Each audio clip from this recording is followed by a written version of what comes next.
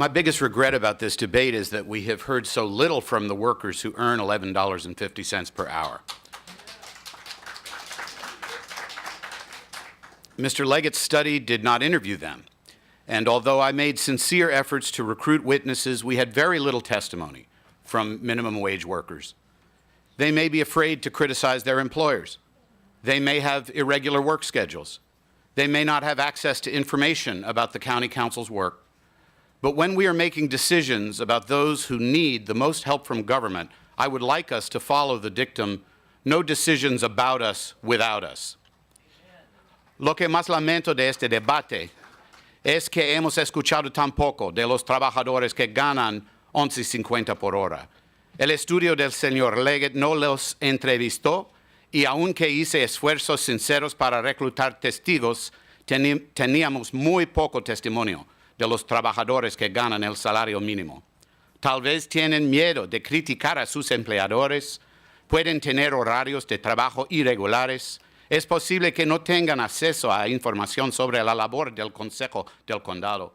Pero cuando estamos tomando decisiones sobre aquellos que necesitan la mayor ayuda del gobierno, me gustaría que siguiéramos el dictamen, no decisiones sobre nosotros sin nosotros.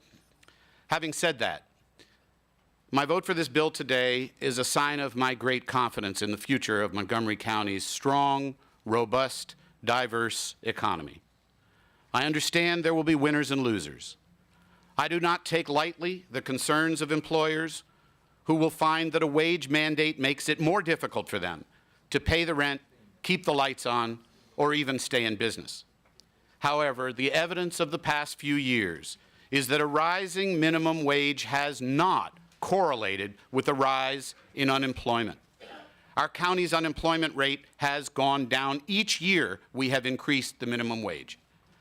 I believe in the future of this county, and I believe rising incomes at the bottom will benefit merchants because increased spending money in the pockets of those with fewer resources is spent right away on groceries, clothes, gasoline, and other consumer goods that are sold by some of the very people who are complaining most vociferously about the minimum wage increase. I believe our county has a bright future, and I want everyone who lives here to participate in shared prosperity.